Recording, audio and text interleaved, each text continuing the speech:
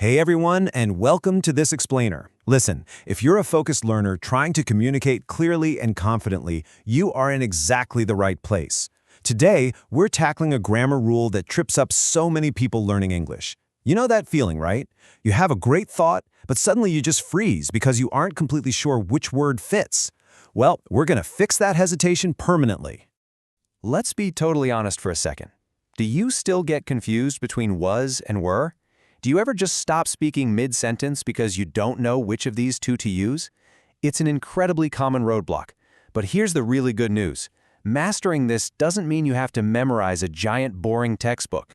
It just takes a clear mental structure, which we're going to build together right now. So, here is our game plan for this explainer.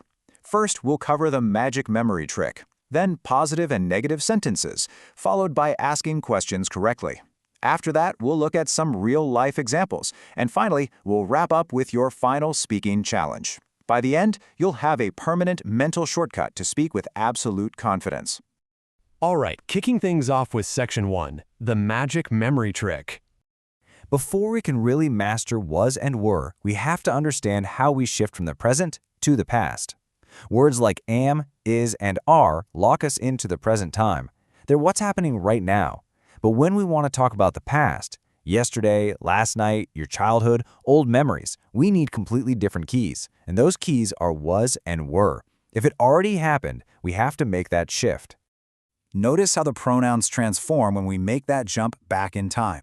I am becomes I was. He is, she is, and it is all become was as well.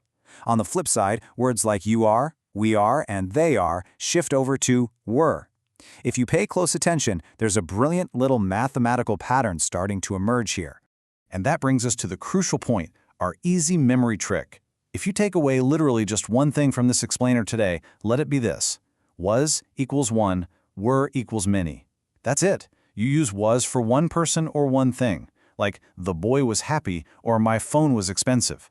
You use were for many people or many things. The boys were happy or my shoes were expensive. It's really that simple. Was is one, were is many. Moving right along to Section 2, positive and negative sentences. Listen to these positive sentences. The formula is basically subject, then our verb, then the rest of the thought. I was busy yesterday. We were happy. It was sunny. The room was quiet. Just let that pattern sink in for a second. I is just one person, so we use was. We is many, so we use were. It refers to the weather, which is a single concept, so we use was. And the room is one single place, so it gets was too. Now, life isn't always positive, right? When things don't happen, we add the word not. Now, you could absolutely use the full forms and say was not or were not.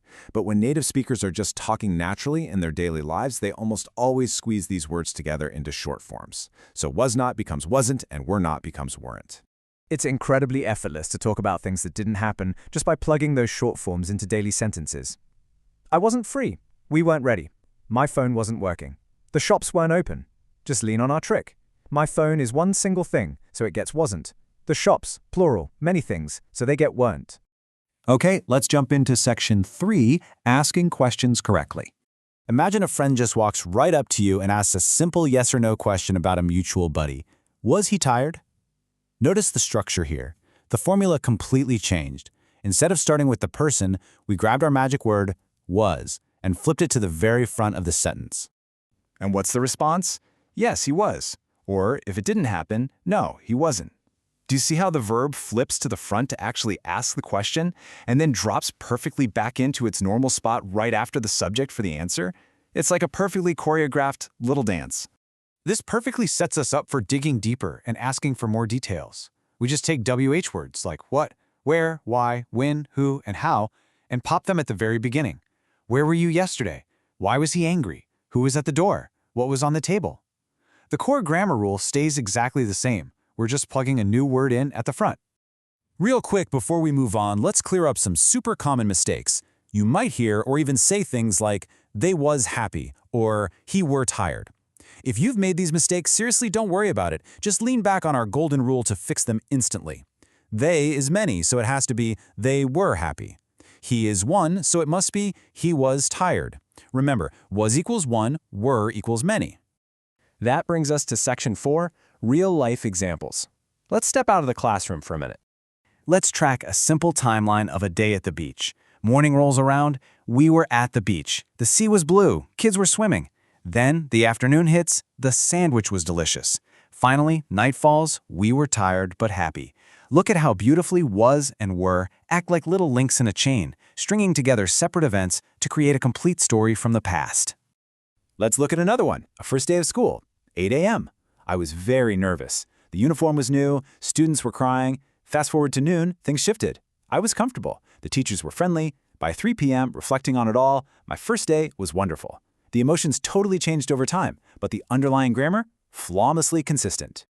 All right, it's time for Section 5, your final speaking challenge. Let's prove you've got this down. I want you to read these sentences out loud with me right now, wherever you're sitting. Don't stop. Ready? Let's go. I was tired yesterday. The food was delicious. We were in the park. You were very kind. Awesome job.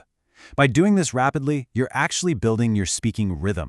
You're training your brain to stop overthinking and just naturally feel whether it's one or many.